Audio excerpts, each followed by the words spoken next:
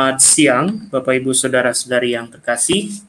Pada siang hari ini saya live kembali dalam membahas topik yang sering diulang-ulang, yaitu menuduh Paus sebagai antikristus.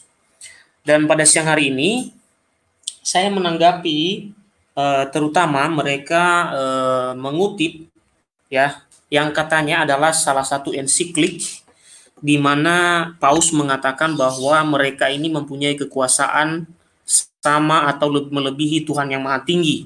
Seperti pada flyer yang ada pada thumbnail yang saya tampilkan. Jadi di sana ada tuduhan bahwa ada suatu ensiklik atau tulisan yang mengatakan bahwa Paus itu mempunyai kekuasaan yang sungguh melebihi yang Maha Kuasa.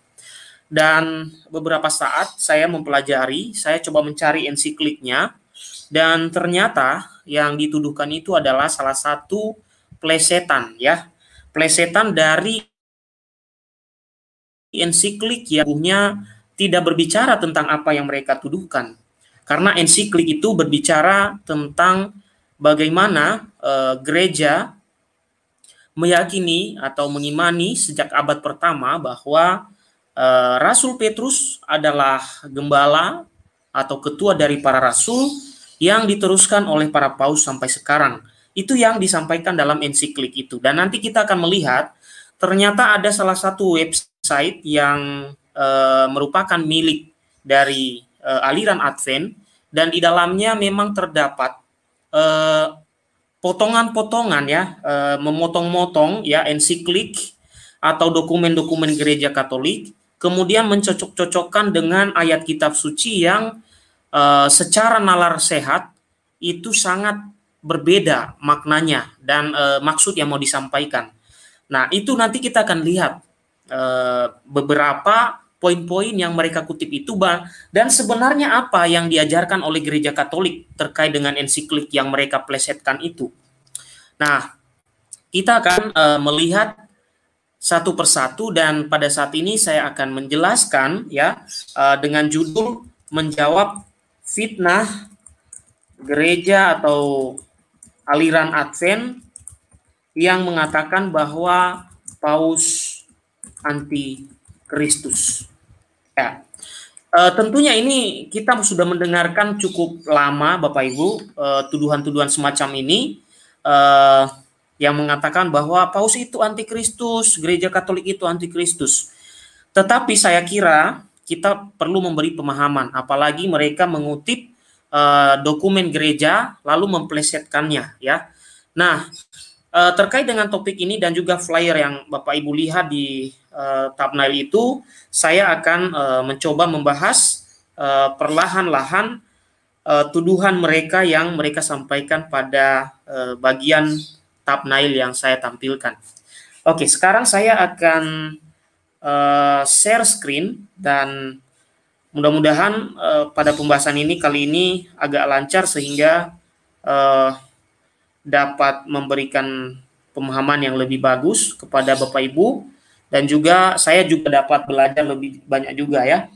Nah, mereka di sini mengutip ensiklik Letters of Leo ke-8 ya.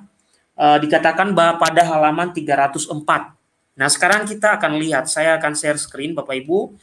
Salah satu media dari aliran Advent ini saya temukan dan saya coba terjemahkan apa yang ditulis di dalam media itu terkait tuduhan yang sering dilemparkan di media sosial terkait dengan kepausan. Dan medianya adalah ini, saya sudah terjemahkan ya. Saya sudah terjemahkan, tapi ya mungkin masih terbatas terjemahannya, masih perlu dibenahi, tetapi saya coba tunjukkan kepada Bapak Ibu tuduhan mereka, dan mereka membelintir dokumen gereja. Di dalam media mereka itu yang saya ambil tulisannya, ada tulisan mengatakan dia akan mengucapkan kata-kata yang hebat. Nah, ini mereka mengaitkannya dengan Daniel 7 ayat 25 ya. Maka tidak heran bahwa mereka selalu mengaitkan Daniel 7 dan juga Wahyu 13 untuk menuduh gereja Katolik sebagai antikristus.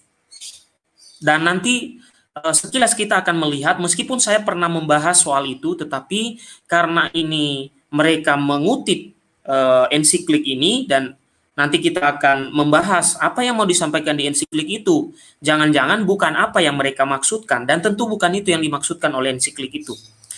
Nah, di dalam website itu, ya, ini saya tidak mengutip buku The Great Controversy, tetapi saya melihat ada website berbahasa Inggris milik Gereja Advent.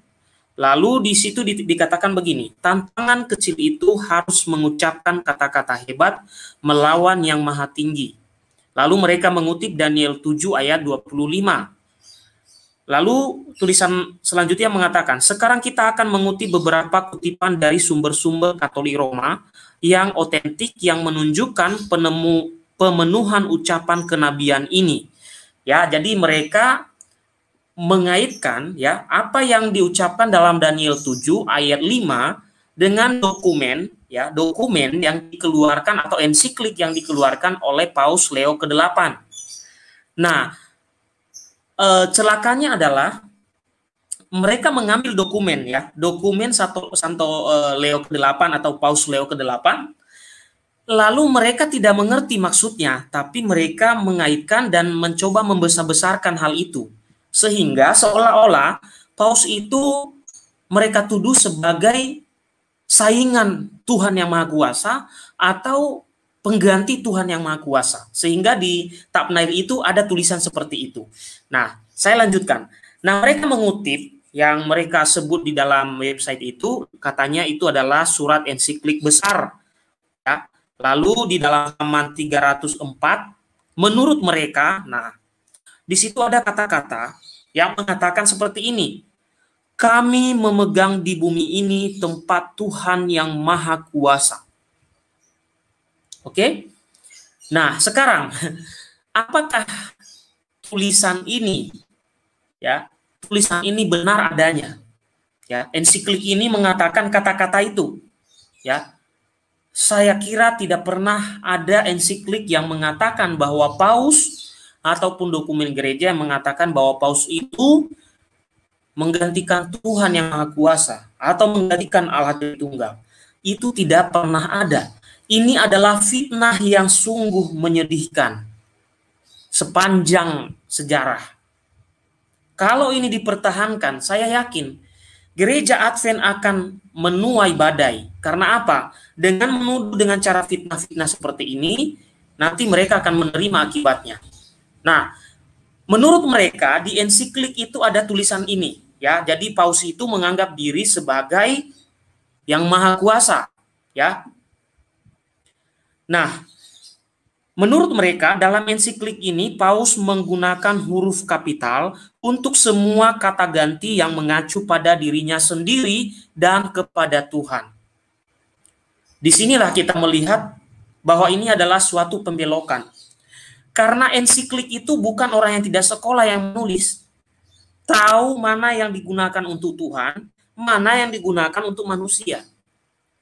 Dan gereja Katolik tidak pernah menganggap Paus itu Tuhan. Ensiklik yang mereka maksud ini justru berbicara tentang tugas yang diberikan kepada Petrus di dalam Matius 16 yang akan segera kita bahas setelah kita baca ini. Itu yang dibicarakan sebenarnya, bukan Paus mengatakan dirinya sebagai yang Maha Kuasa. Nah, kemudian saya geser ke bawah lagi, ya. Nah, tadi mereka mengatakan bahwa setiap kata ganti dalam ensiklik itu diganti dengan huruf kapital katanya. Maka menurut mereka itu artinya Paus itu menyamakan dirinya dengan yang Maha Kuasa. Nah, ini kan mereka ini kan kalau kita pakai logika kita membaca tulisan ini, mereka menuduh kata-kata di sebelumnya itu karena menurut mereka kata-kata ganti itu diganti dengan kata-kata huruf kapital baik untuk Paus dan untuk Tuhan. Sehingga mereka mengatakan itu artinya ya Paus itu menggantikan kekuasaan yang Maha Kuasa. Ya, kalau saya menalar tulisan ini ya. Nah, Kemudian, mereka mengatakan seperti ini. Dalam sebuah karya besar, dan menurut mereka ini otentik katanya ya, evolusi Ferraris katanya, dalam bukunya yang berjudul Prompta Bibliotheca Canonica Juridica Moralis Theologica. Kata mereka dicetak di Roma 1890 dan disetujui oleh Katolik Ensiklopedia ya pada halaman 48. Nah, jadi mereka mengatakan mereka menemukan juga pernyataan tentang paus kata mereka. Nah, sekarang kita lihat pernyataan yang dimaksud itu yang mana.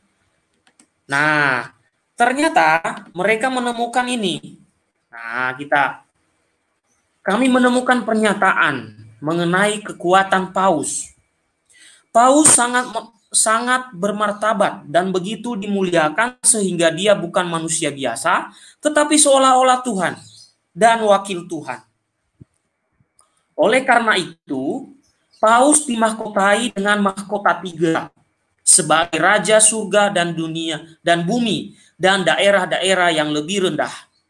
Sehingga jika mungkin para malaikat salah dalam iman atau mungkin berpikir bertentangan dengan iman, mereka dapat diadili dan dikucilkan oleh Paus. Saya ketawa membaca ini. Ini karangan dari mana? Kok bisa mereka mengarang seperti sedemikian rupa ya untuk menuduh gereja Katolik? Saya heran dengan tuduhan ini. Nah, nanti kita akan melihat maksudnya ya Bapak Ibu. Ini adalah tuduhan mereka dan kita akan lihat maksud dari iman Katolik nanti. Lah, ini kan lucu. Justru mereka sebenarnya yang membuat teori-teori konspirasi itu. Tidak ada dalam ajaran Katolik yang mereka tuduhkan ini. Yang mengatakan bahwa paus itu dapat mengucilkan malaikat kalau malaikat salah dalam iman. Dan tidak ada yang mengatakan paus itu adalah Tuhan. Tanya kepada semua orang Katolik, lihat semua dokumen gereja Katolik, tidak ada. Paus ya paus, manusia ya. Yang diyakini oleh gereja Katolik adalah bahwa tugas kepemimpinan Rasul Petrus itu dapat diteruskan dan tidak selesai ketika Rasul Petrus meninggal. Nah, lalu mereka mengatakan paus itu seolah-olah Tuhan. Nah, saya sudah katakan tadi tidak ada namanya paus itu Tuhan. Ya. Jadi bukan dia satu-satunya penguasa umat beriman kepada Kristus. Loh, dia bukan penguasa, dia adalah gembala. Dia adalah pemimpin umat. Ya. Nah, kalau dalam bahasa Latin ada kata servus servorum Dei. Ya, apa artinya? Gembala dari segala hamba. Ya. Gembala. Servus servorum Dei. Ya.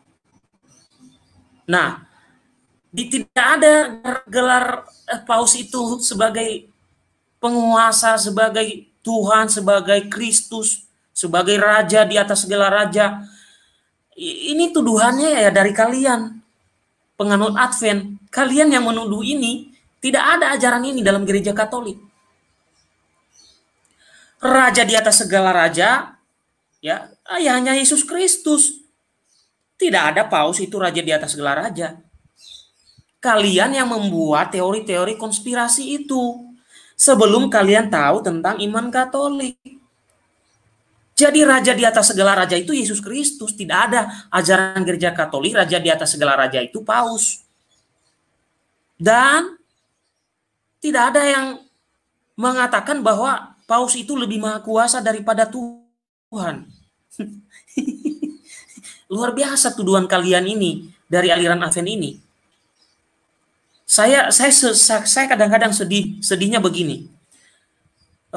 Bagaimana ya nanti ketika saudara-saudara ini meninggal lalu menghadap Tuhan, lalu dengan tuduhan-tuduhan yang sudah berabad-abad ini, ya belum berabad-abad sih, karena kalian kan baru ada sekitar abad 19, ya, baru sekitar 4 abad, 3 abad.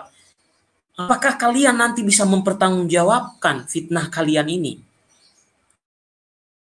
Sementara ya. Yang kalian tuduhkan ini tidak ada. Ya. Jadi yang diajarkan oleh gereja Katolik dalam ensiklik itu bukan seperti yang kalian tuduhkan dan spekulasikan. Ini spekulasi, ini asumsi. Lah kalian mengutip buku-buku konspirasi, lalu mengutip dokumen gereja Katolik sepotong. Itu pun kadang-kadang sumbernya di sini saya lihat berasal dari sumber anti Katolik pula. Ya. Nah, aneh kan? Bagaimana kalian bisa mengatakan tuduhan-tuduhan itu dengan sembarangan padahal kalian sendiri nggak tahu yang diimani oleh Katolik. Sampai kalian mengatakan paus itu Tuhan lah, paus itu dapat mengadili malaikat lah, paus itu adalah penguasa raja di atas segala raja. Dari mana kalian membuat asumsi ini? Dalam ensiklik dan dokumen gereja Katolik dari abad pertama tidak ada ajaran itu. Yang ada adalah bahwa Rasul Petrus itu diteruskan kepemimpinannya, diteruskan tugasnya oleh para paus. Itu yang benar. Nah, sekarang saya lanjutkan kembali, Bapak Ibu ya. Saya lanjutkan. Nah, ini mereka mengutip yang saya bilang tadi. Ini aneh ini bukunya, coba perhatikan. Dikutip dari source book. Nah, ini kan aneh ini. Buku dari mana ini? Ya kan? Nah, lalu mereka mencocologikan. Ini. Mencocologikan dengan The Catholic Encyclopedia.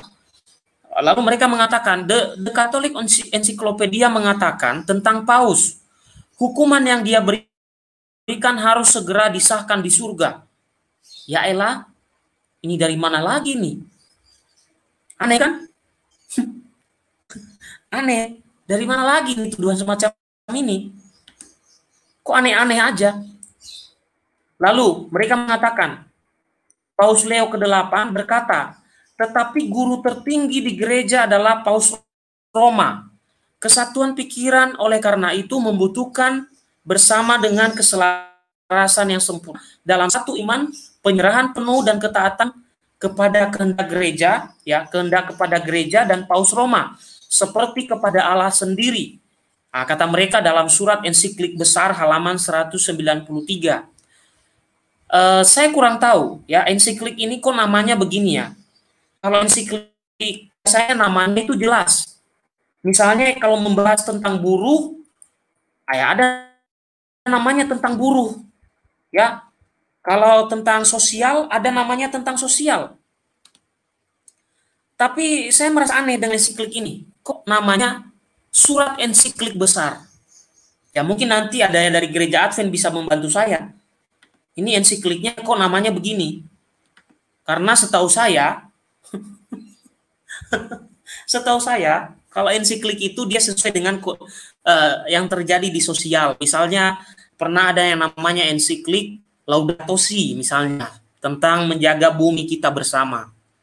Ada ensiklik tentang buruh, ya, ada ensiklik tentang hak asasi manusia.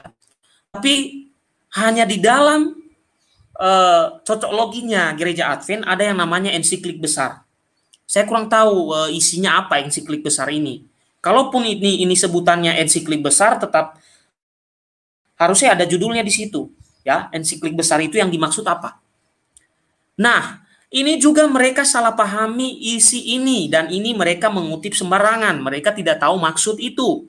Ya, mereka mengutip kata-kata itu ya dalam halaman 193, tapi ya bisa kita lihat kalau yang namanya mencomot-comot itu pasti tidak utuh. Ya kan? Nah, apa yang disampaikan dalam ensiklik itu ada maksudnya terkait dengan kepemimpinan Paus yang terkait dengan tugas Rasul Petrus. Itu yang dimaksud. Bukan seperti yang mereka maksud. Nah, sekarang kita lanjutkan. Nah, mereka mengatakan tadi seperti itu ya. Katanya guru tertinggi di gereja adalah Paus Roma. Kesatuan pikiran oleh karena itu membutuhkan bersama dengan keselarasan yang sempurna dalam satu iman. Penyerahan penuh dan ketaatan kehendak kepada gereja dan Paus Roma, ya, seperti kepada Allah sendiri. Nah, saya kira kalau ini dikutip hanya sepotong ya, tulisan Paus Leo ke-8 ini, juga mereka bisa saja misalnya Santo Ignatius dari Antioquia dengan menafsirkan sembarangan. Karena Santo Ignatius dari Antioquia mengatakan bahkan di mana ada uskup, seharusnya di sana ada umat ya. Sebagaimana kamu tunduk kepada Kristus, tunduk kepada para uskup dalam iman. Nah, saya kira kalau mereka mengutip itu juga sebenarnya bisa aja mereka cocok logikan lalu mengatakan inilah ajaran gereja Katolik, padahal mereka hanya memotong. Nah, saya lanjutkan. Nah, di sini di tulisan mereka ini juga mengatakan seperti ini, ya. Nah, di sini mereka mengutip sepotong-sepotong Bapak Ibu ya. Nah, kami menyerahkannya kepada pembaca ya. Jadi mereka mengatakan seperti ini. Kami menyerahkan kepada pembaca untuk memutuskan apakah ini kata-kata hebat atau tidak. Lalu mereka mengutip Santo Alfonsus de Liguori ya, seorang dokter suci dari gereja katanya, yang mengklaim kekuatan yang sama untuk para imam Romawi.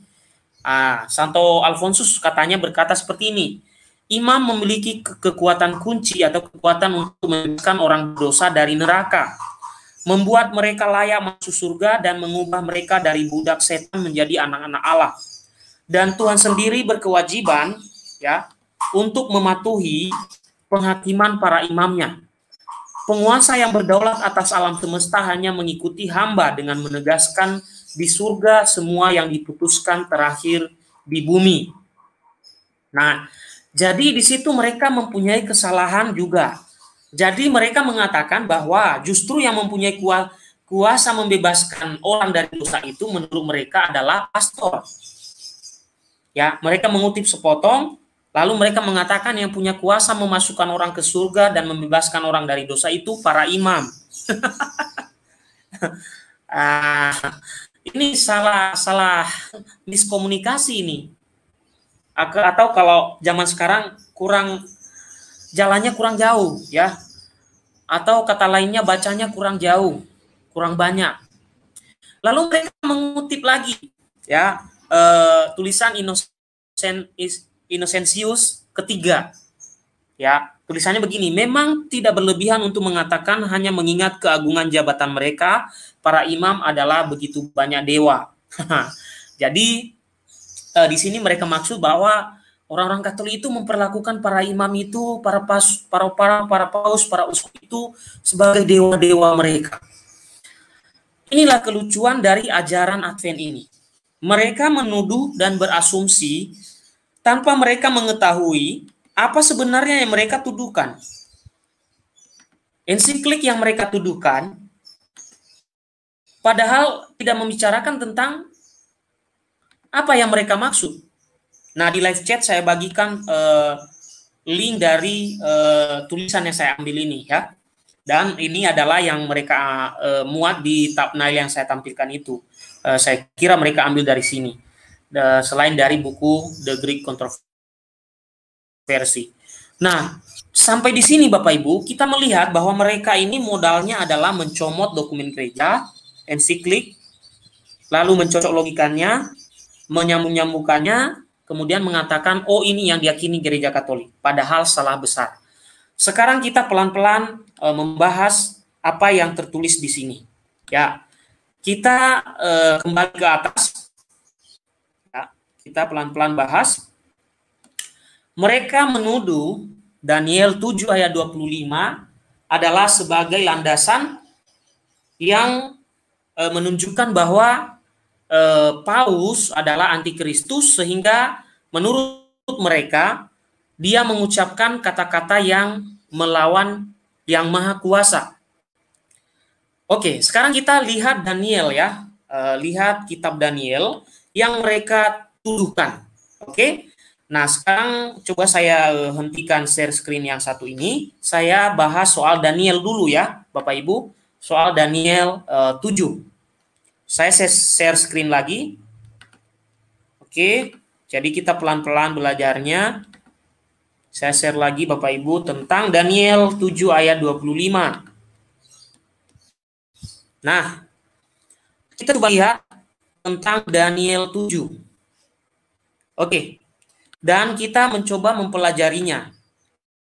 Apa yang disampaikan di dalam Daniel 7 itu. Apakah benar itu yang dimaksud adalah gereja Katolik Roma atau bukan? Nah, dalam Daniel 7, ya, menurut tafsir yang disampaikan oleh Santo Hieronymus yang hidup sekitar abad ketiga, ya, tentunya tafsirnya gereja Adventis itu ya kalah lah ya. Mereka ini kan tafsirnya baru abad ke-19-20. Tafsir ini kan disampaikan oleh orang yang hidup pada abad-abad lebih awal, yaitu sekitar abad ketiga. Oke, Daniel 7 ya berbicara tentang ya binatang pertama yaitu singa ya dalam Daniel 7 itu yang melambangkan kerajaan Babilonia yang brutal dan kejam dan hidup dalam bahan dan hawa nafsu, sayap elang menggambarkan keangkuhan Babilonia. Oke, sampai di sini yang dimaksud singa di situ adalah kerajaan Babilonia. Lalu, binatang kedua yaitu beruang. Itu melambangkan kerajaan Medo-Persia yang keras dan lemah. Itu binatang yang kedua yang dibicarakan dalam Daniel 7. Lalu, ada 3 macam interpretasi tentang ketiga tulang rusuk dalam mulut kerajaan Persia. Pertama, 3 raja setelah kerajaan Persia itu terbagi menjadi 3 bagian yang dikisahkan dalam kisah Belsazar dan Darius. Kedua, ketiga raja Persia yang meneruskan kepemimpinan Raja Kores, meskipun interpretasi ini tidak menyertakan ketiga nama raja tersebut, menurut sejarah ada 14 raja Persia. Ketiga, kerajaan Babilonia, Kaldea, Media, dan Persia pada masa Nabi Daniel sering dianggap sebagai ketiga kerajaan ini adalah sebagai kerajaan yang sama. Selanjutnya, kita akan lihat selanjutnya. Binatang ketiga adalah macan tutul. Ya. Binatang ketiga adalah macan tutul. Dengan 4 kepala, itu melambangkan kerajaan Makedonia. Ya, jenderal kerajaan Makedonia itu bernama Ptolemy, ya, Seleucus, Philip, Archidaeus, dan Antigonus. Ya. Lalu binatang keempat, yaitu binatang dengan 11 tanduk, itu melambangkan kerajaan Romawi. 10 tanduk melambangkan 10 kerajaan atau kekaisaran Romawi yang kemudian membagi daerah kekuasaan kerajaan. Oke, kita lanjutkan. Tanduk ke-11 yaitu raja yang ke-11 itu melambangkan sang antikristus. Ya, raja ke-11 mengalahkan ketiga raja yang dilambangkan dengan ketiga tanduk yang jatuh. Menurut tafsir, yang dimaksud adalah raja Mesir, raja Afrika Utara, dan raja Ethiopia.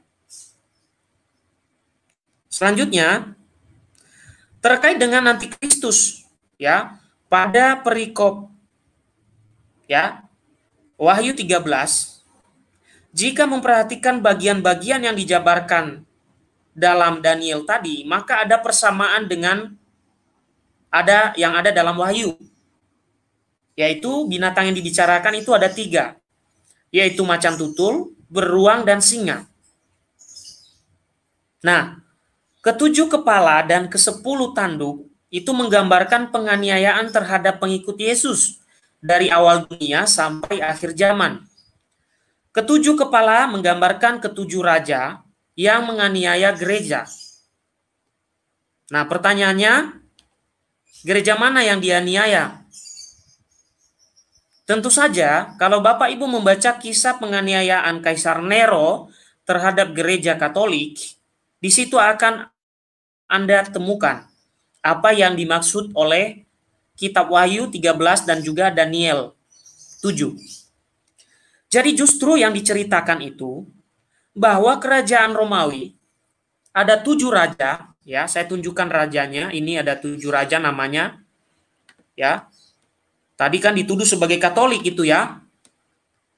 Ada 7 raja, ya, yang menganiaya kekristenan, ya. Ini, Bapak Ibu, saya tandai di situ. Yang menganiaya di masa awal kekristenan. Itu yang dimaksud sebagai tanduk kecil, ya, atau ke-10 tanduk atau tanduk kecil yang muncul, yang dikatakan dalam Wahyu 13 dan juga Daniel. Anehnya adalah ini dituduh sebagai gereja Katolik. Padahal gereja Katolik itu yang dianiaya. Aneh bukan? Jadi kitab Wahyu 13 maupun Daniel 7 itu justru tentang gereja yang Anda kenal saat ini sebagai gereja Katolik yang dianiaya sejak Kaisar Agustus, Kaisar Tiberius, Gaius, Kaisar Claudius, Kaisar Nero, Vespasian, Kaisar Titus, dan yang paling kejam adalah juga Kaisar Domitian. Ini Anda temukan kisah ini yang di kitab Wahyu ini dan juga Daniel 7 ini, kalau Anda membaca kisah kekristenan di zaman Kaisar Nero dan sebelumnya, yaitu di zaman kaisar-kaisar yang saya tampilkan di sini. Dan anehnya, Daniel 7 ayat 25 tadi yang sudah saya bahas barusan dan juga Wahyu 13 malah dituduhkan kepada gereja Katolik yang menganiaya sebagai antikristus. Padahal yang diceritakan di situ adalah gereja Katolik yang teraniaya oleh kekaisaran Romawi. Aneh bukan? Mereka memutarbalikkan fakta. Saya kurang tahu apakah dalam ajaran Ellen G. White dan Advent itu, kalau kita memutarbalikkan fakta nanti akan masuk surga atau tidak. Saya kurang tahu itu. Setelah saya mempelajari ini, justru saya kasihan dengan jiwa-jiwa Anda di dalam gereja Advent itu. Kenapa jiwa-jiwa Anda dan tingkah laku Anda itu memutarbalikkan fakta? Daniel 7 dan Wahyu 13 itu berbicara tentang ada 7 kaisar dan kekaisaran Romawi yang menganiaya kekristenan selama masa mulai dari awal, yaitu Kaisar Agustus, Tiberius, Gaius, Claudius, Nero, Vespasian, dan Titus. Dan paling kejam diantaranya adalah Kaisar Domitian. Mengapa? Pada zaman Nero, iya, gereja Katolik dilarang disebarkan. Sehingga, ya, gereja tidak bisa menyebarkan Injil di Roma. Dibatasi oleh Kaisar Nero. Juga oleh Kaisar Domitian. Bahkan Kaisar Nero kalau dalam kisah sejarah itu dia membakar kota Roma. Ya, membakar kota Roma. Kemudian juga Kaisar Domitian juga sama, membuat hal yang sama, ya, mengadakan pembunuhan-pembunuhan. Dan dia justru yang mengucapkan kata-kata yang menghujat Yang Maha Kuasa itu. Bukan Paus yang dituduh dalam tulisan tadi. Yang dimaksud dalam Wahyu 13 dan Daniel 7 itu yang mengucapkan ucapan Yang Maha Kuasa itu adalah Kaisar Domitian. Karena apa? Kaisar Domitian itu pada masanya dia mengatakan bahwa dia seorang Tuhan. Dia pengganti Allah. Maka di zaman Kaisar ini, orang-orang yang tidak mau tunduk kepada dia dan menganggap dia Tuhan itu dibunuh. Termasuk orang-orang Kristiani yang kamu kenal sekarang ini sebagai gereja Katolik. Jadi yang mengucapkan kata-kata Yang Maha Tinggi itu atau yang menghujat Yang Maha Tinggi itu bukan Paus, tapi Kaisar Domitian, yang dalam suatu titah kekaisaran Romawi, dia mengatakan bahwa dia adalah Tuhan Yang Maha Kuasa. Nah, sekarang, ini adalah buktinya. Nah, jadi begini, ya. Itu buktinya Bapak Ibu. Dia menganggap diri sebagai yang maha kuasa. Ya. Jadi, tidak ada paus yang menganggap dirinya yang maha kuasa atau Tuhan yang maha kuasa. Yang dimaksud di dalam Daniel 7 Wahyu 13 itu ya Kaisar Domitian ini yang paling kejam. Sehingga kekristenan di Roma itu baru bisa menjadi agama resmi. Maksudnya adalah bahwa boleh disebarkan, ya boleh disebarkan kemana-mana di Kekaisaran Romawi, itu ketika pada zaman kaisar yang namanya Theodosius sekitar tahun 381 baru boleh disebarkan agama Kristen di Roma. Dan agama Kristen yang saya maksud di situ adalah Katolik Roma. Baru bisa disebarkan setelah Kaisar Theodosius pada tahun 381. Selama kaisar yang saya tunjukkan di depan Bapak Ibu ini tidak pernah diizinkan, bahkan dibantai. Maka orang-orang Kristiani pada zaman itu mereka bersembunyi di katakombe. Katakombe adalah suatu persembunyian bawah tanah supaya mereka tidak dibunuh. Dan di zaman Kaisar Domitian ini adalah paling kejam selain Kaisar Nero. Karena apa? Kalau Kaisar Domitian dia melihat orang Kristiani tidak mau menyembah dia bunuh. Itu yang dimaksud dalam Daniel 7 ayat 25 dan Wahyu 13 ayat 5. Bukan paus yang dimaksud. Ya, bukan paus yang dimaksud. Nah, sampai di sini saya sudah menjawab tentang tuduhan bagian pertama. Lalu tadi tuduhan di bagian lain adalah, nah ini tadi sudah saya bantah bahwa paus itu tidak pernah menghujat yang maha kuasa atau melawan yang maha kuasa, melawan Tuhan atau mengatakan dirinya Tuhan, tetapi yang mengatakan itu adalah Kaisar Domitian pada masa penganiayaan umat Kristiani yang adalah tidak lain dan tidak bukan adalah gereja Katolik yang saat ini Anda kenal. Nah, di dalam tuduhan tadi juga mereka mengucapkan bahwa ada yang mengatakan seperti ini, ya katanya di dalam tulisan Paus Leo itu ada yang mengatakan bahwa guru tertinggi adalah gereja guru tertinggi di gereja Roma adalah Paus Roma, ya itu ditulis juga Bapak Ibu ya. Nah, oleh mereka dan dituduh oleh mereka. Nah, inilah yang disalahpahami sebenarnya. Ya, disalahpahaminya kenapa? Ini kan ensiklik ini tidak berbicara tentang apa yang mereka maksud. Ya, kekuasaan atau kepenggembalaan paus itu tidak sama dengan kuasa Allah yang maha tinggi atau Allah Tritunggal yang mereka tuduhkan tadi. Kenapa? Yang diteruskan oleh paus adalah kepemimpinan Rasul Petrus. Ya, kepemimpinan Rasul Petrus itu kita bisa lihat di dalam Matius 16 dan juga di dalam Yohanes 21 ayat 15 sampai 19. Di situ kita bisa lihat ya. Nah, yang dimaksud itu adalah seperti itu, bukan seperti yang mereka tuduhkan. Ya. Bukan seperti yang mereka tuduhkan. Nah, di dalam Matius 16 ayat 13 ya saya tuliskan di situ ya Bapak Ibu sampai 20 dan juga Yohanes 21 ayat 15 sampai 19 ya.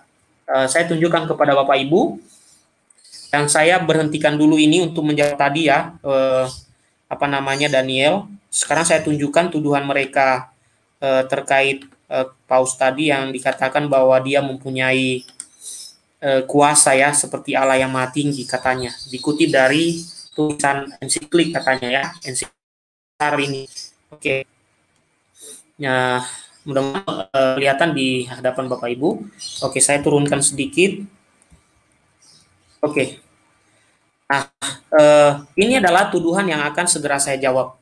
Nah, ini sebenarnya yang dimaksud adalah apa yang tercatat di sini. Ya, yang tercatat di Matius 16 ayat 13 sampai 20. Oke, saya bacakan pada Bapak Ibu. Jadi bukan seperti yang mereka maksud, ya. Dalam Matius 16, saya buka ya Bapak Ibu. Oke. Ya. Bapak Ibu, di dalam Matius 16 ayat 13 di situ ada suatu percakapan Rasul Petrus dengan Yesus, ya. Nah, percakapannya seperti ini. Saya bacakan Bapak Ibu, ya. Dan saya nanti jabarkan sedikit, ya. Percakapannya seperti ini. Setelah Yesus tiba di daerah Kaisarea Filipi, ia bertanya kepada murid-muridnya, kata orang, siapakah anak manusia itu? Jawab mereka, ada yang mengatakan Yohanes Pembaptis, ada juga yang mengatakan Elia, dan ada pula yang mengatakan Yeremia atau salah seorang dari para nabi. Lalu Yesus bertanya kepada mereka, tetapi apa katamu, siapakah aku ini? Maka jawab Simon Petrus, engkau adalah Mesias, anak Allah yang hidup.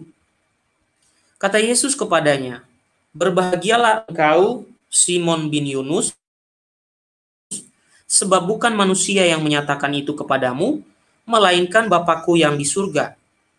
Dan aku pun berkata kepadamu, engkau adalah Petrus, dan di atas batu karang ini aku akan mendirikan jemaatku, dan alam maut tidak akan menguasainya. Kepadamu akan kuberikan kunci kerajaan surga. Apa yang kau ikat di dunia ini akan terikat di surga, dan apa yang kau lepas di dunia ini akan dilepaskan di surga. Lalu Yesus melarang murid-muridnya supaya jangan memberitahukan kepada siapapun bahwa ia adalah Mesias. Dari bacaan tadi, Bapak Ibu, kepada Petrus, ya, kepada Petrus itu diberikan beberapa tugas yang istimewa, ya. Pertama, di atas Petrus, ya, saya tulisnya di sini, ya, di atas Petrus didirikan jemaat atau gereja, kemudian kuasa mengikat dan melepas, dan kunci kerajaan surga. Oke. Dari bacaan tadi, ya Bapak Ibu, ya, saya tampilkan nanti di layar Matius 16 ayat 13 sampai 20 ya, sampai 20. Oke, saya tampilkan di situ, kita bahas satu-satu. Ya. Oke. Di dalam obrolan Yesus dengan Petrus, kurang lebih ada 3 hal yang diberikan kepada Petrus, ya, di dalam Matius 16. Kita bahas dulu Matius 16 ini. Yang pertama adalah, ya, di atas Petrus didirikan jemaat atau gereja. Ya, ada kekurangan tulisan di situ, huruf N, ya. Di atas Petrus didirikan jemaat atau gereja. Itu adalah pemberian Yesus. Dan kalau Anda mengatakan ini adalah ucapan Yesus, kitab suci, ya dan amin, seharusnya Anda mengakui itu. Kemudian apa lagi yang diberikan kepada Petrus? Mengikat dan melepas. Oke? Dan yang lainnya adalah kunci kerajaan surga. Ada ayatnya, jelas di situ dikatakan. Kalau Anda mengatakan ini, perikop ini ya dan amin, kitab suci yang Anda pegang ini ya dan amin, berarti Anda juga harus mengaminkan apa yang diberikan Yesus kepada Petrus. Oke? Nah, dari ketiga hal ini, ya, dalam iman Katolik, saudara-saudaraku dari gereja Advent, Anda harus tahu. Jadi sebelum Anda menerjemahkan tulisan dari ensiklik yang Anda kutip ini, meskipun kutipan Anda ini di luar konteks, dan saya juga tidak tahu judul ensiklik ini, kok bisa judulnya ensiklik besar, ya. Harusnya ada namanya, misalnya ensiklik Laudato Si, ensiklik tentang buruh, tentang hak asasi manusia. Itu yang saya tahu, tapi nggak tahu ya. Tetapi saya kira saya perlu menjelaskan kesalahpahaman kalian ya terhadap kutipan ini. Dikatakan dalam kutipan yang mereka muat itu, tetapi guru tertinggi di gereja adalah Paus Roma. Kesatuan pikiran oleh karena itu membutuhkan bersama dengan keselarasan yang sempurna dalam satu iman, penyerahan penuh dan ketaatan kehendak kepada gereja dan Paus Roma, seperti kepada Allah sendiri. Itu yang mereka kutip. Sekarang saya mau jelaskan tentang yang mereka maksud sebagai Paus Roma adalah guru tertinggi. Begini, dalam sejarah kekristenan, ya, terkait dengan kepemimpinan Rasul Petrus, yaitu di atas dia didirikan jemaat. Dia mempunyai kuasa mengikat. Dia diberikan kunci kerajaan surga. Bagi gereja Katolik, ya, tugas yang diberikan kepada Rasul Petrus ini tidak terputus ketika Rasul Petrus itu wafat. Alasannya sederhana. Karena Yesus berkata, di atas batu karang ini aku mendirikan gerejaku dan alam maut tidak akan menguasainya. Kalau kepemimpinan selesai ketika Rasul Petrus wafat, berarti kata-kata Yesus tadi itu salah. Kemudian kata-kata Yesus dalam Matius 28 ayat 18 sampai 20. Ya. Ketahuilah, aku menyertai kamu sampai kepada akhir zaman. Kalau kepemimpinan Rasul Petrus itu berhenti ketika Rasul Petrus wafat, berarti kata-kata tadi itu tidak benar. Maka mesti kepemimpinan itu diteruskan. Atau dalam gereja Katolik dikenal dengan kata suksesi apostolik. Suksesi itu artinya kepemimpinan, kuasa yang diberikan Yesus kepada Rasul Petrus itu dapat diteruskan melalui tahbisan, melalui imamat, ya. Makanya di dalam gereja Katolik dikenal bahwa ketika Rasul Petrus datang ke Antiokhia atau ke berbagai tempat, dia menahbiskan beberapa orang yang disebut sebagai uskup. Misalnya Ignatius dari Antiokhia, ya. Misalnya Linus, itu dihabiskan dulu oleh Petrus. Apa fungsi dari tabisan itu? Supaya suksesi kepemimpinan, kuasa kepemimpinan itu diteruskan dan juga tidak putus. Celakanya adalah ketika aliran Advent ini terputus dari gereja Katolik yang adalah penerus dari tugas Rasul Petrus, yaitu para paus, dan akhirnya mereka ditahbiskan oleh orang biasa yang tidak mempunyai suksesi apostolik, yaitu yang bisa ditelusuri hingga para rasul kepemimpinannya. Celakanya di situ. Karena apa? Ya, imamat yang mereka lakukan, tabisan yang mereka lakukan itu adalah tabisan yang tidak sah. Karena tabisan yang sah itu adalah, misalnya begini, Rasul Petrus menahbiskan Linus. Lalu, dari Linus, dia menahbiskan siapa lagi? Lalu, yang ditabiskan Linus tadi, dia menahbiskan siapa lagi? Berlanjut terus-menerus tanpa putus-putusnya hingga sampai saat ini Paus Fransiskus. Itu yang diyakini oleh gereja Katolik. Sehingga apa? Sehingga tugas yang diberikan kepada Petrus ini tidak berhenti. Nah, terkait dengan didirikan gereja di atas Rasul Petrus, itu artinya apa? Bahwa Rasul Petrus sungguh-sungguh dijadikan sebagai pemimpin atas gereja yang didirikan oleh Kristus. Dan ini kita bisa lihat nanti, ya. Setelah ini kita akan buka Yohanes 21 ayat 15 sampai 19. Ya. Di Matius ini Yesus memberi tugas atau mengatakan di atasmu aku dirikan gerejaku. Di selanjutnya nanti di dalam Yohanes 21 setelah Yesus gereja di atas Rasul Petrus, dia mengatakan pada Petrus, gembalakanlah domba-dombaku. Nah, sampai di situ dulu pembahasan tentang jemaat atau gereja didirikan di atas Rasul Petrus. Sekarang berkuasa mengikat dan melepas. Begini, dalam sejarah gereja pada abad pertama, ajaran yang sesat itu selalu ditanya, dikonsultasikan kepada Paus di Roma. Dalam sejarah konsili-konsili selalu dilibatkan pemimpin atau uskup Roma, atau uskup Roma itu ya adalah Paus, selalu mereka yang selalu dilibatkan di dalamnya untuk melihat apakah suatu ajaran itu salah atau sesat. Itu adalah kuasa mengikat dan melepas. Ya, kuasa mengikat dan melepas.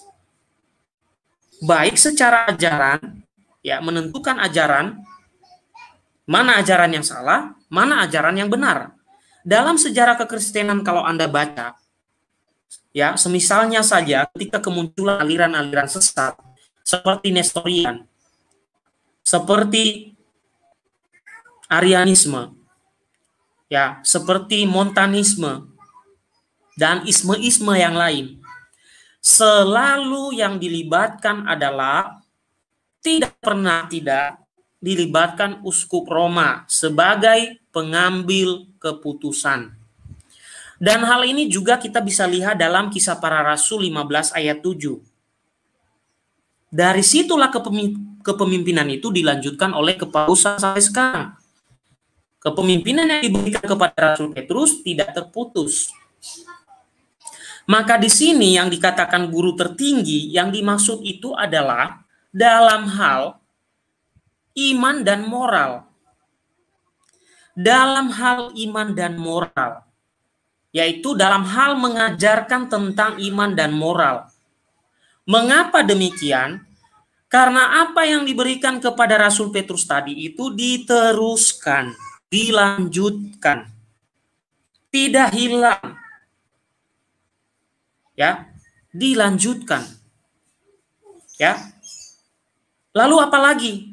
Tadi ada tuduhan di bawah ini, ya, yang katanya para pastor dan uskup itu berkuasa mengampuni dosa. Ini juga karena saya lihat para Adventis ini kurang membaca kitab suci. Di dalam Yohanes 20 ayat 23, ya, di situ Yesus mengatakan, ya, nah saya buka dulu Bapak Ibu sebelum ini terkait dengan mengikat dan melepas, ya, yaitu yang mereka katakan imam atau paus itu berkuasa mengampuni dosa, kata mereka. Padahal bukan itu yang dimaksud. Tetapi melalui mereka Tuhan mengampuni dosa. Ya, bukan mereka yang mengampuni dosa yang sesungguhnya, tapi secara kasat mata melalui mereka pengampunan dosa itu hadir. Atau dapat dikatakan para pastor itu adalah, ya, in persona Christi. Ya, in persona Christi artinya adalah, ya, mereka menjadi, ya, pengantara, ya, yang mendoakan kepada Kristus atau memohon pengampunan kepada Allah Tritunggal. Kenapa demikian? Di mana ada? Ya, kita lihat, ya, Yohanes, saya buka Yohanes 20 ayat 23, Bapak Ibu. Di sini dikatakan seperti ini. Saya bacakan. Ini dikatakan kepada para muridnya, Bapak Ibu. Saya baca dari Yohanes 20 ayat 21 sampai 23 supaya agak lengkap sedikit, ya. Ini terkait dengan mengikat dan melepas. Oke. Maka kata Yesus sekali lagi, damai sejahtera bagi kamu. Ya, ini kepada muridnya, ya. Sama seperti Bapa mengutus aku, demikian juga sekarang aku mengutus kamu. Dan sesudah berkata demikian, ia menghembusi mereka dan berkata, terimalah Roh Kudus. Jikalau kamu mengampuni dosa orang, dosanya diampuni, dan jikalau kamu menyatakan dosa orang, tetap ada, dosanya tetap ada. Bagi gereja Katolik, apa yang diucapkan Yesus dalam Yohanes 20 ayat 23 ini, Bapak Ibu, itu terkait dengan mengikat dan melepas ini. Ya. Terkait dengan mengikat dan melepas ini. Apa yang kau ikat di bumi akan terikat di surga, apa yang kau lepas di bumi akan terlepas di surga. Maka dikatakan oleh Yesus di situ, ya, barang siapa, ya, dikatakan begini, jikalau kamu mengampuni dosa orang, dosanya diampuni, dan jikalau tetap ada, dosanya tetap ada. Ini Yesus berikan kepada para muridnya. Nah, gereja Katolik meyakini ayat ini tidak berhenti ketika para murid ini semua wafat. Tidak berhenti ketika mereka semua wafat, tetapi diteruskan terutama oleh penerus Rasul Petrus, karena Rasul Petrus diberi kuasa mengikat dan melepaskan. Maka yang dikatakan tadi imam dan uskup itu ampuni dosa, itu tentu kalimat yang salah, ya. Uskup dan imam itu tidak bisa mengampuni dosa, tetapi mereka diberikan kuasa oleh Tuhan yang dilanjutkan tugas Rasul Petrus. Apa itu? Mengikat dan melepas. Tentunya, kalau Anda mengetahui tentang sakramen pengakuan dosa, ya para imam atau para uskup tidak pernah berdoa pada dirinya sendiri kok. Ya. Tidak pernah mengatakan bahwa saya Tuhan yang Maha Kuasa mengaku dosalah kepada saya. Tidak. Mereka hanya berlaku sebagai in persona Christi. Mereka hanya berlaku sebagai penerus Rasul Petrus dalam mengikat dan melepas. Karena ucapan Yesus dalam Yohanes 20 ayat 23 dan juga dalam Matius 16 ayat 13 sampai 20 itu tidak berhenti ketika semua rasul itu mati. Tapi dilanjutkan. Justru yang berhenti itu adalah dalam denominasi-denominasi yang sudah keluar dari suksesi apostolik. Yang tahbisannya tidak berasal dari tahbisan yang diteruskan oleh Rasul Petrus. Itu justru yang sudah terputus. Sehingga mereka tidak ada lagi kuasa ini, mengikat dan melepas ini. Lalu, tentang kunci kerajaan surga. Ya. Dalam iman Katolik, ya, kami yakini bahwa hanya satu-satunya gereja yang benar, yaitu gereja yang satu, kus, Katolik dan apostolik. Dan hanya satu-satunya jalan keselamatan, yaitu gereja Katolik. Ya, extra ecclesiam nulla salus.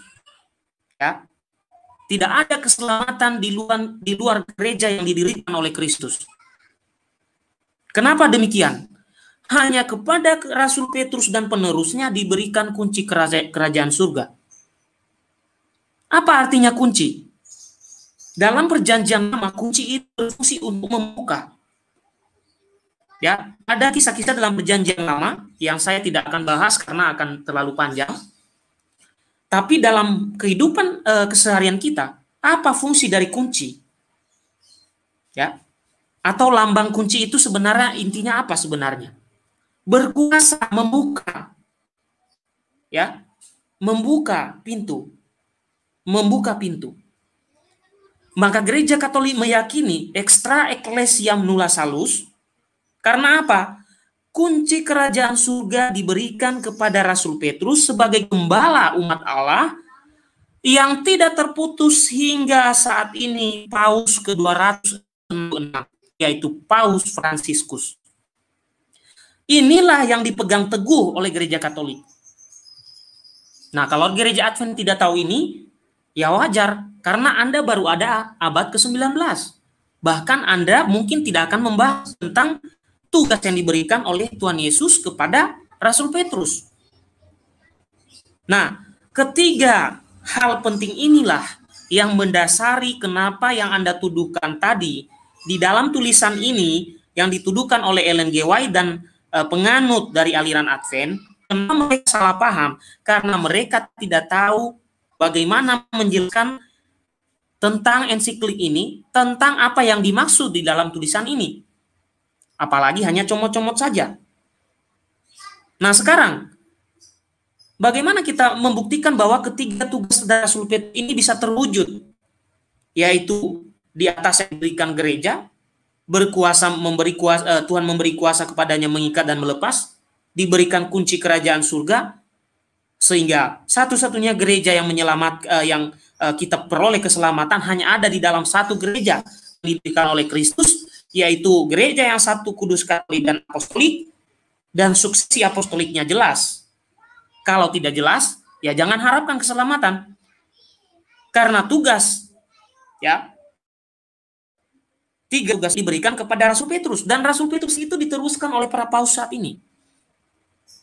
Ya, dari Petrus, Linus, kemudian Soter, kalau tidak salah, Clemens, ya, dan seterusnya sampai saat ini. Nah, sekarang kita lihat, ini yang kita temukan di dalam Matius 16, kurang lebih ada 3 hal ini yang diberikan tugas kepada Petrus. Sekarang, saya tuliskan dalam Yohanes 21, ya, 21, ayat 15 sampai 19, ya, Bapak Ibu. Di sini adalah wujudkan ketiga tugas yang diberikan kepada Petrus dengan mengatakan, gembalakanlah domba-dombaku. Oke, saya tuliskan. Nah. Oke, dengan mengatakan, gembalakanlah domba-dombaku. Saya akan tunjukkan. Oke, sekarang saya bacakan.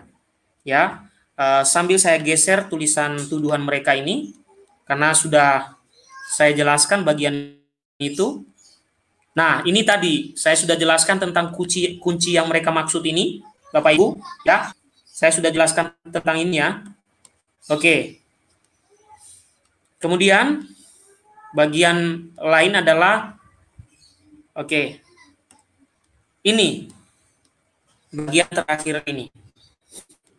Nah, ini terkait dengan Yohanes 21 ayat, ya, 15 sampai dengan 19.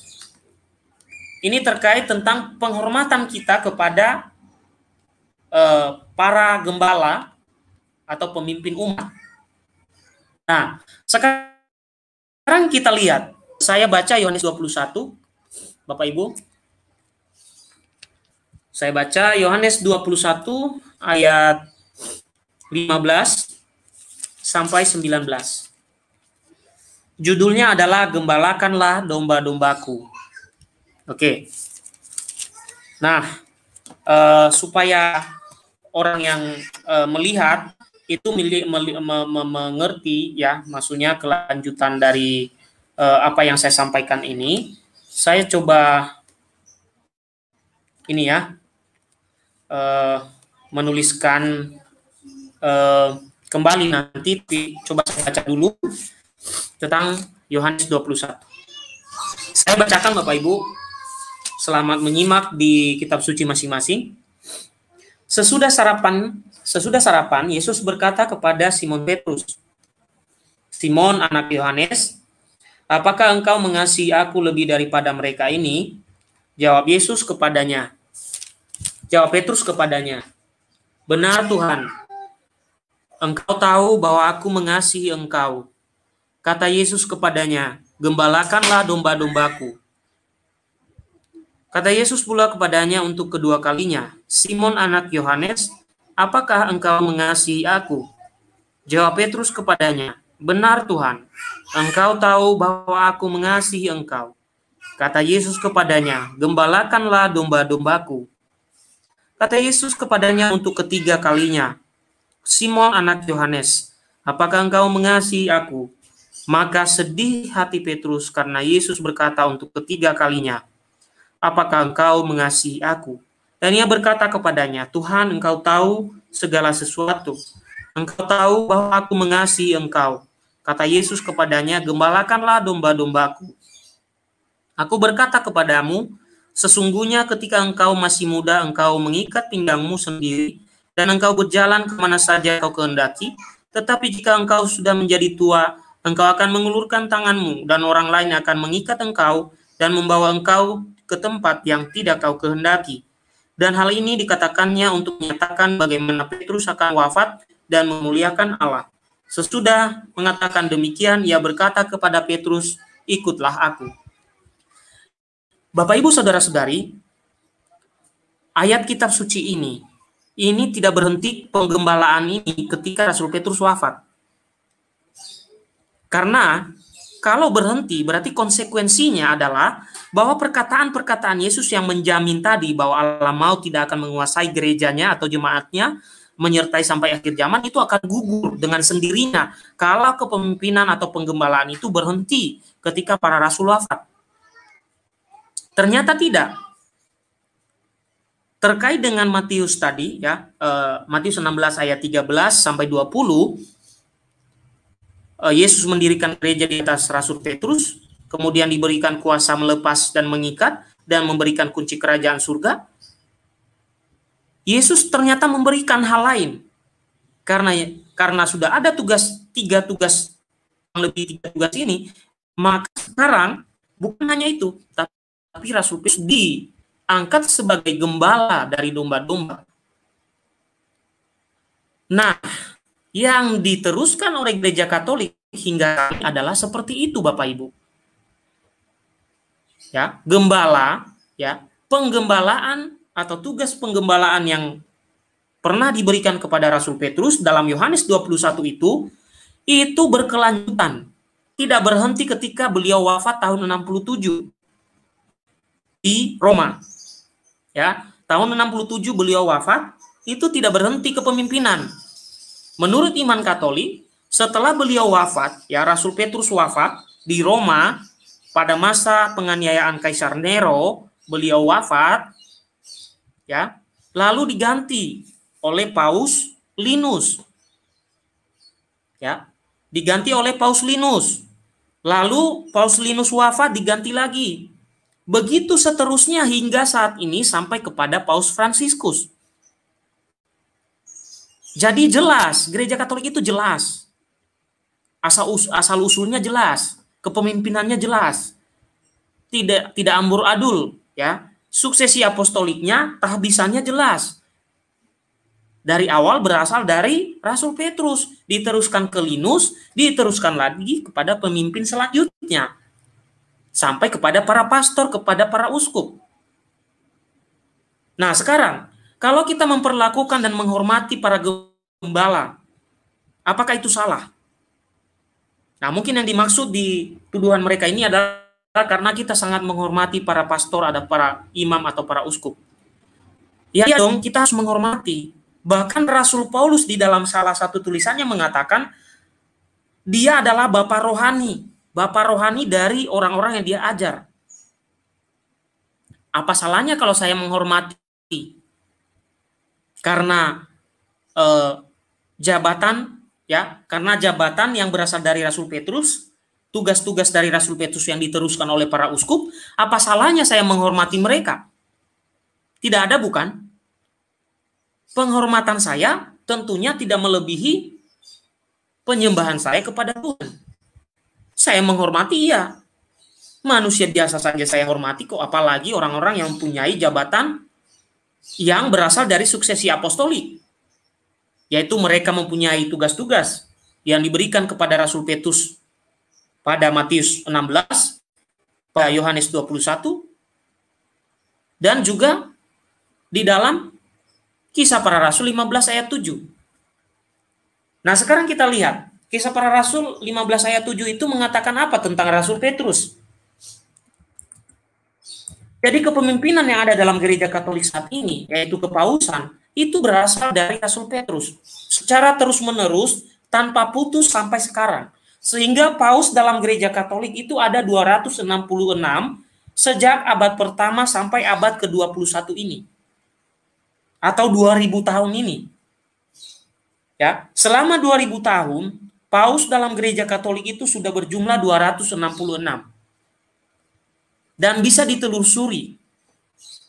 Nah, sekarang Apa akibat dari tugas-tugas yang diberikan kepada Rasul Petrus tadi, baik di Matius 16, Yohanes 21, apa akibatnya? Akibatnya adalah ini. Kita baca Kisah Para Rasul 7. Ya. Saya tampilkan di hadapan Bapak Ibu Kisah Para Rasul 15 ayat 7. Ya. Oke. Saya akan ambil bagian terpentingnya, Bapak Ibu. Saya akan tampilkan di situ. Oke. Sebentar saya tampilkan supaya kita tahu.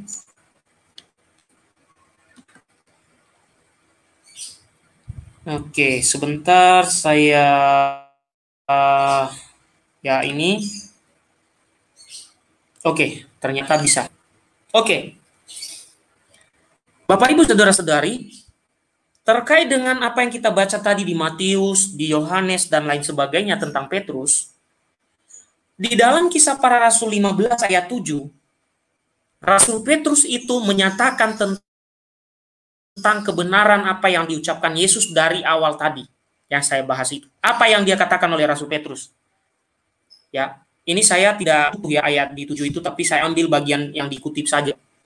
Rasul Petrus katanya setelah beberapa waktu lamanya dalam suatu sidang di Yerusalem, dia berdiri. Apa kata Rasul Petrus? Hai saudara-saudara, kamu tahu bahwa telah sejak setelah Allah memilih aku dari antara kamu. Perhatikan Bapak Ibu. Allah memilih aku dari antara kamu, supaya dengan perantaraan mulutku, bangsa-bangsa lain mendengar berita Injil dan menjadi percaya. Apa maksud dari semua ucapan ini? Dan apa yang terjadi di Kisah Para Rasul pertama, pasal pertama, pasal kedua, dan seterusnya? Ternyata Rasul Petrus itu langsung menjadi pemimpin-pemimpin dari para rasul yang lain, termasuk ketika memilih pengganti Yudas, sehingga terpilih yang bernama Matias di dalam Kisah Para Rasul pasal pertama. Kemudian ketika khotbah di Serambi Salomo berdua dengan Rasul Yohanes, yang berbicara berapi-api siapa? Rasul Petrus. Sama ketika sidang Yerusalem pada bab 15 Kisah Para Rasul juga sama. Rasul Petrus bertindak sebagai pemimpin, dan bahkan di dalam forum itu dia berkata seperti ini. Artinya apa? Kepemimpinan Rasul Petrus itu tidak berhenti hanya di sini aja. Ketika Kisah Para Rasul hilang, mereka mati semua, ya hilang begitu. Enggak seperti itu. Itu bukan firman Tuhan yang Anda katakan, yang selalu Anda katakan ya dan amin itu nanti. Itu firman Tuhan yang bohongan nanti kalau setelah semuanya wafat lalu berhenti semua kepemimpinan itu. Tetapi bagi gereja Katolik itu berlanjut terus-menerus. Maka dalam gereja Katolik ya dikatakan bahwa Paus di Roma itu adalah penerus dan pimpinan Rasul Petrus dalam hal iman dan moral. Maka para paus itu kalau mereka menyampaikan dengan mengatakan secara ex cathedra atau berbicara sebagai pengganti kursi Rasul Petrus, kursi kepemimpinan Petrus, membahas tentang iman dan moral, maka dikatakan bahwa itu kita perlu dengarkan. Karena apa? Mereka yang diberikan kuasa itu dan meneruskannya dari Rasul Petrus hingga saat ini. Berbeda dengan orang-orang dalam denominasi lain yang tidak punya suksesi apostolik. Bagaimana punya suksesi apostolik? Adanya abad ke-16, adanya abad ke-19. Itu nggak ketemu dengan rasul siapapun. Satu pun rasul ada. Udah wafat semua itu. Sementara gereja Katolik itu bersentuhan dengan abad pertama kehadiran para rasul.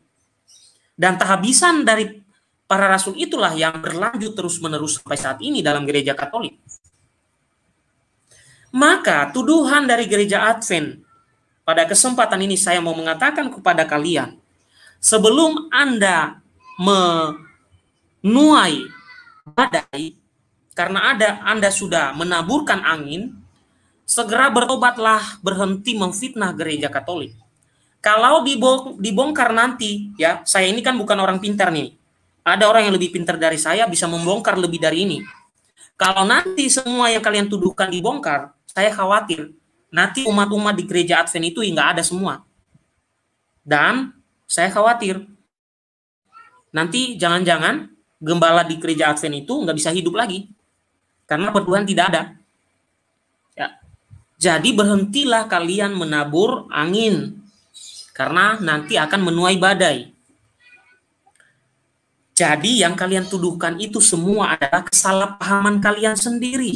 Kalian tidak tahu apa-apa penjelasannya, tapi kalian sok-sok tahu. Maka supaya kalian tahu tentang Katolik, belajarlah dari sumber Katolik.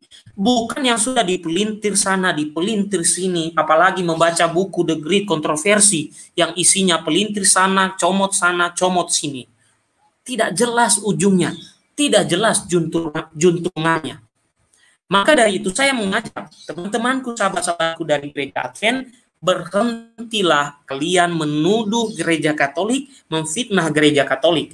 Karena ketika ada orang yang lebih pintar dari saya, ya, mengupas dengan tuntas soal ini dan hadir di YouTube ini, ya, saya kurang tahu nasib kalian, aliran kalian nanti. Ya, karena dengan demikian kita ketahui bahwa aliran kalian itu berdiri di atas kebohongan.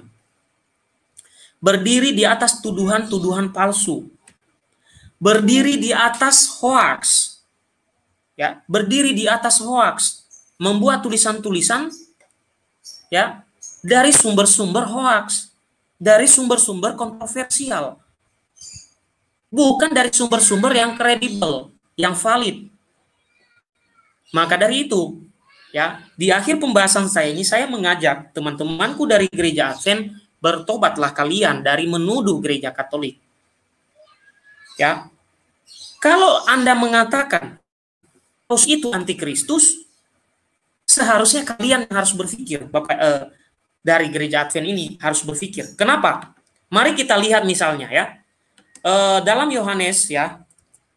Dalam 1 Yohanes 2 ya. Bentar Bapak Ibu saya buka ya. Saya coba tunjukkan siapa sebenarnya antikristus itu. Jangan-jangan kalian ya. Jangan-jangan kalian itu antikristus itu. 1 Yohanes 2 ayat 18 sampai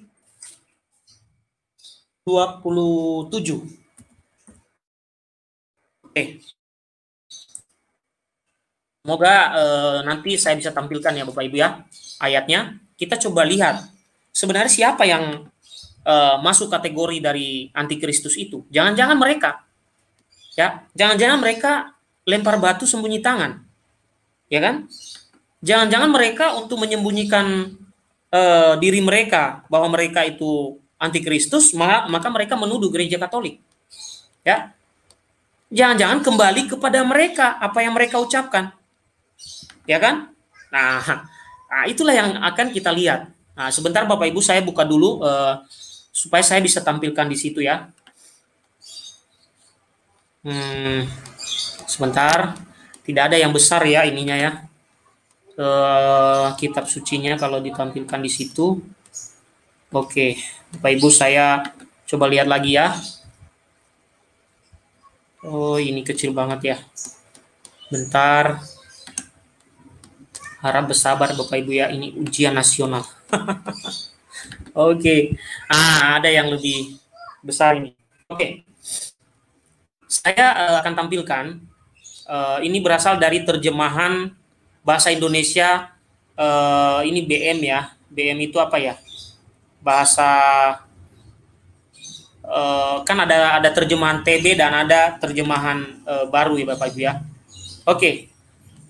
Saya hentikan yang ini, lalu saya stop sharing ini, kemudian saya munculkan tentang antikristus ya, yang mereka selalu tuduhkan kepada Paus ya.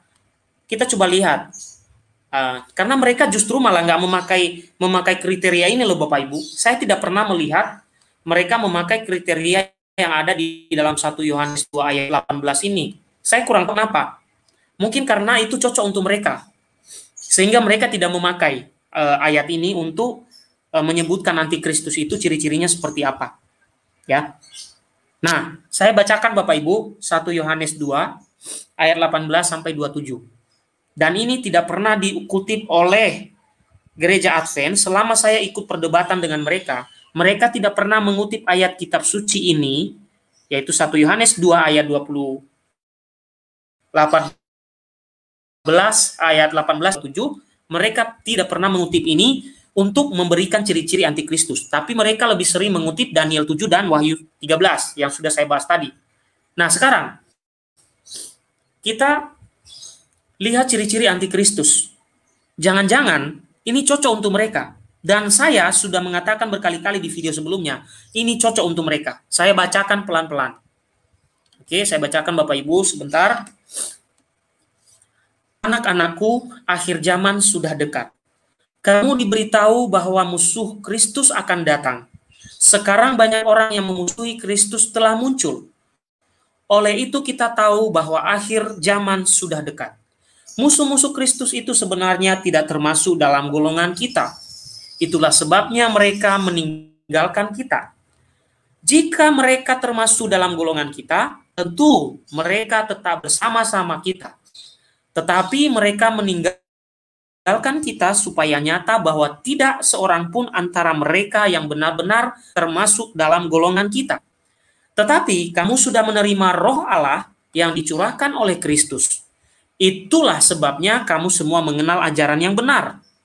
Aku menulis kepada kamu bukan karena kamu tidak mengenal ajaran yang benar, tetapi justru karena kamu mengenalnya. Kamu juga tahu bahwa tidak ada dusta dalam ajaran yang benar itu. Siapa yang berkata bahwa Yesus bukan penyelamat yang diutus oleh Allah, orang itu pendusta. Orang seperti itu musuh Kristus.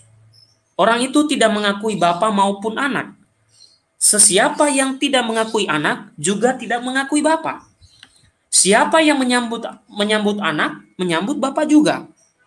Oleh itu, pekabaran yang kamu dengar sejak kamu mula-mula percaya kepada Kristus harus kamu simpan di dalam hati. Jika kamu berpegang kepada pekabaran itu, kamu akan senantiasa hidup bersatu dengan Allah dan dengan Bapa.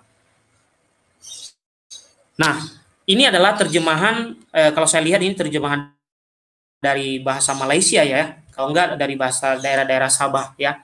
Oke. Nah, kalau kita baca Bapak Ibu ya, dari terjemahan yang kita punya yaitu TB ya, 1 Yohanes itu, kita bisa melihat kurang lebih ada 3 kriteria antikristus itu. Ada 3 kriteria. Nah, kriterianya apa saja? Kriterianya yang pertama adalah Bapak Ibu menyangkal anak. Ya, barang siapa menyangkal anak, ia juga tidak memiliki bapa. Barang siapa mengaku anak, ia juga memiliki bapa. Yang pertama adalah menyangkal bahwa Yesus pernah datang sebagai manusia. Yang kedua, menyangkal bapa dan anak. Yang ketiga, tidak mengakui bahwa Yesus adalah Kristus atau Mesias. Ya. Oke. Nah, sekarang kalau kita kaitkan dengan gereja Advent. Ya, kita kaitkan dengan gereja Advent dan mereka takut mengutip ayat ini. Dari Yohanes 2 ini Bapak Ibu, kalau saya tulis rangkumannya begini. Antikristus itu ciri-cirinya kurang lebih ada 3. Ya, yaitu 1, tidak mengakui bahwa Yesus pernah datang sebagai manusia. Yang kedua, tidak mengakui anak dan bapa atau menyangkal ya. Yang ketiga, tidak mengakui bahwa Yesus adalah Mesias. Oke, saya tampilkan di layar Bapak Ibu ya. Ini adalah kurang lebih yang saya baca dari 1 Yohanes ini, ciri-ciri dari antikristus itu. Dan coba kita lihat nanti apakah ada dalam gereja Katolik. Ya. Nah, ini. Dan ini mengutip ayat ini selalu dihindari oleh gereja Advent. Karena mereka salah satunya masuk di sini. Yang mana? Nah, menurut 1 Yohanes 2 ayat 18 sampai 27, salah satu ciri-ciri orang atau kelompok antikristus adalah tidak mengakui bahwa Yesus pernah datang sebagai manusia. Bapak Ibu pernah tahu nggak bahwa gereja Advent itu tidak merayakan Natal? Saya yakin Bapak Ibu tahu bahwa mereka tidak pernah merayakan Natal. Kalimat dari penolakan terhadap Natal itu ya kalimat dari, kalau dikalimatkan bahwa mereka menolak mengakui Yesus pernah datang sebagai manusia. Sehingga mereka tidak merayakan Natal. Natal itu kan artinya kelahiran. Jadi kategori pertama antikristus itu masuk kategorinya Advent. Karena mereka menolak kelahiran Yesus. Menolak mengakui kelahiran Yesus. Kalau ditanya ke mereka, terus kamu yang kamu rayakan, kenapa kamu tidak rayakan kelahiran Yesus?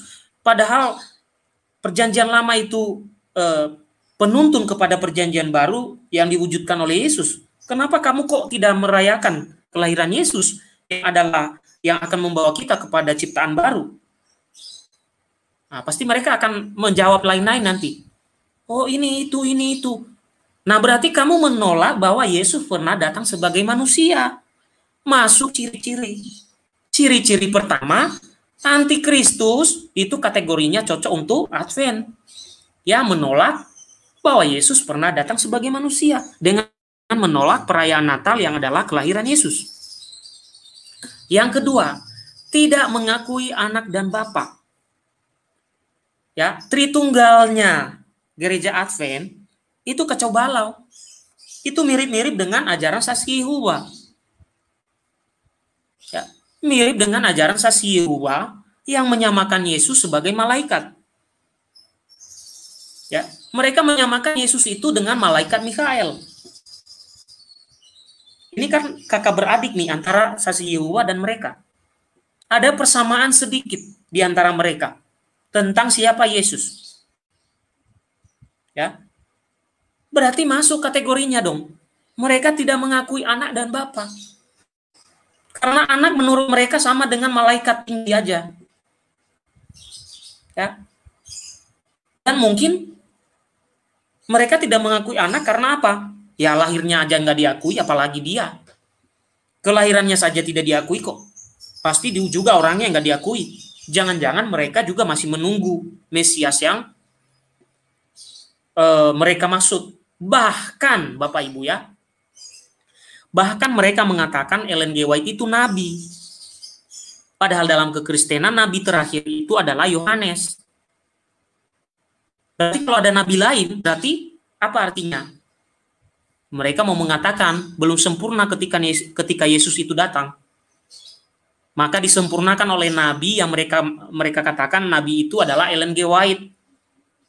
Berarti itu artinya mereka tidak mengakui anak, apalagi bapa.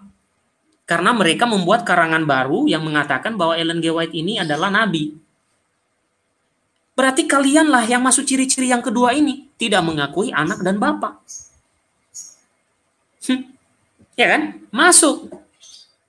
Karena yang kalian akui sebagai nabi itu Ellen G. White, bukan Yesus. Bahkan mungkin secara kata lain, kalian mau mengatakan bahwa penyempurna itu Ellen G. White, bukan Yesus. Maka dari itu kalian tidak mengakui baik anak dan bapa. Yang kalian akui itu ajarannya yang dibawa oleh nabi yang kalian anggap nabi itu, yaitu Ellen G. White. Entah nabi dari mana, dari Hong Kong kali.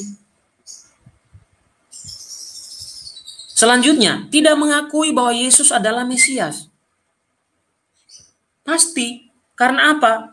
Ya mereka akui nabi kok kepada Ellen G. White. Sementara Yohanes mengatakan ikuti Yesus kok. Ya. Ketika Yohanes membaptis Yesus aja mengatakan membuka tali kasutnya saja aku tidak layak. Lah, berarti Yohanes saja mengakui kemesiasan Yesus. Kalian tiba-tiba mengatakan, oh ada nabi lain, namanya Ellen G. White. Artinya Anda semua penganut Ellen G. White itu, Adventis itu tidak mengakui bahwa Yesus itu Mesias. Nah, kenapa kalian jarang mengutip 1 Yohanes 2 ayat 18 sampai 13? Karena itu cocok kriteria Anda itu, penganut Adventis itu. Anda yang sering mengatakan harus Alkitabiah itu justru kalian mengabaikan Alkitabiah ini. Apakah dalam gereja Katolik ada seperti ini? Oh tidak. Kami merayakan Natal. Kenapa kami merayakan Natal? Alasan pertama sesuai ayat ini adalah Natal itu ya kelahiran. Berarti ketika saya rayakan Natal, berarti saya mengakui bahwa Yesus pernah datang sebagai manusia dan lahir. Yang kedua, kami mengakui anak dan bapa. Anda melihat dari mana? Ketika kami berdoa selalu menyuarakan Tritunggal yang Maha Kudus. Dalam nama Bapa, Putra, dan Roh Kudus. Amin. Tidak ada kami menolak. Kami mengakui Bapa, Putra, dan Roh Kudus.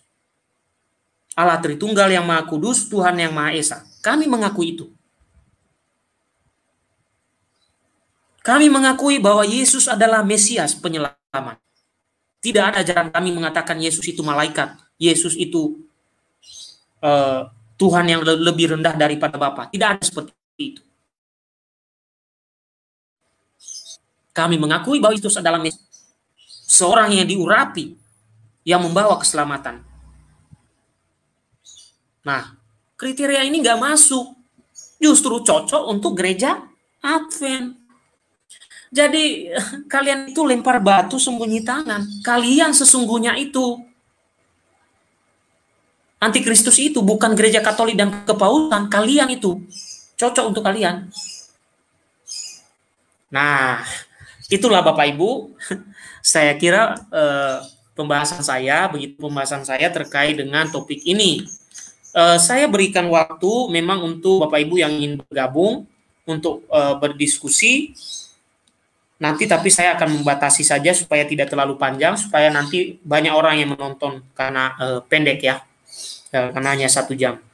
Silakan Bapak Ibu, kalian yang ingin bergabung, Bapak Ibu yang ingin bergabung, atau sahabat-sahabat yang ingin bergabung ke dalam, atau bahkan juga ada orang Advent yang menonton sekarang ini, saya persilakan Anda untuk membantah apa yang saya sampaikan. Kalau misalnya ada yang mendengarkan, ya kalau Anda sudah bertobat dengan mendengarkan penjelasan saya, puji Tuhan. Berarti Anda sudah bebas dari ajaran yang dimulai dengan hoax. Oke. Silakan Bapak Ibu, di situ sudah ada di live chat, StreamYard, kalau ada yang ingin bergabung. Kalaupun tidak ada nanti tidak masalah juga. Oke, saya sambil baca dari tulisan-tulisan dari Bapak Ibu yang ada di sini. Oke, terima kasih Bro Niklaus Suwardi yang sudah hadir dalam live streaming ini. Oke. Terima kasih. Beliau tadi mengomentari ini ya. Ya, karena mereka kan pengarang-pengarang hoax. Suka sekali membuat hoax. Oke. Nah. Oke. Jadi nggak heran kalau mereka bisa mengatakan apa-apa ya, sesuka mereka. Kalau bahasa Jawanya seenak udulnya itu. Ya, mengucapkan apapun ya seenak-enaknya aja. Meskipun itu bohong, tapi pengikutnya manggut-manggut aja. Oke, shalom juga Pak Randy Michael. Oh iya, ini tadi adalah website dari Gereja Advent yang saya kutip ya, berbahasa Inggris tadi. Oke. Nah, ya. Oke, sambil saya lihat lagi yang lain. Sambil saya nunggu kalau memang ada yang mau bergabung. Oke, terima kasih. Corpus Christi, terima kasih. Oke, Bro Aaron, terima kasih juga. Ya, saya juga menunggu. Ya, menunggu kalau memang ada dari Gereja Advent ingin bergabung untuk ngobrol di sini, boleh-boleh saja. Karena ini forum umum, siapa saja bebas. Ya, bebas ya. Oke. Kemudian, oke, saya sambil menunggu Bapak Ibu ya yang ingin bergabung, silakan. Tetapi kalau tidak ada, saya akan menutup ya. Oke, saya akan menutup kalau memang tidak menjadi masalah, karena justru akan lebih singkat dan nanti lebih banyak yang menonton jadinya kan. Oke.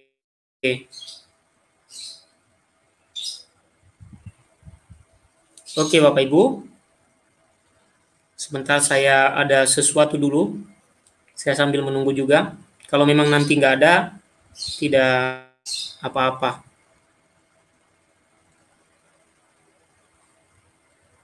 Oke. Ya, Bapak Ibu, jadi memang gereja Advent ini sudah dimulai dengan teori-teori konspirasi ya. Jadi berdirinya itu karena teori-teori konspirasi dan tulisan-tulisan yang kurang berbobot lah istilahnya ya. Kurang berbobot, kurang valid ya yang sampaikan itu. Jadi ya tidak heran bahwa sampai saat ini mereka ya menggunakan itu gitu. Jadi apa yang saya sampaikan ini ya meluruskan saja kesalahpahaman mereka ya, kesalahpahaman mereka yang memang sudah sangat lama ya, kesalahpahaman ini terus ya, diulangi terus, lalu dituduhkan terus di media sosial di mana-mana itu jadi butuh pencerahan atau kita berikan pemahaman. Oke Bapak Ibu, saya melihat bahwa tidak ada yang ingin bergabung. Saya berterima kasih kepada Bapak Ibu yang sudah hadir dalam live chat dan terus mendukung channel ini. Mohon maaf Bapak Ibu kalau ada kata-kata yang salah. Selamat hari Minggu. Tuhan memberkati.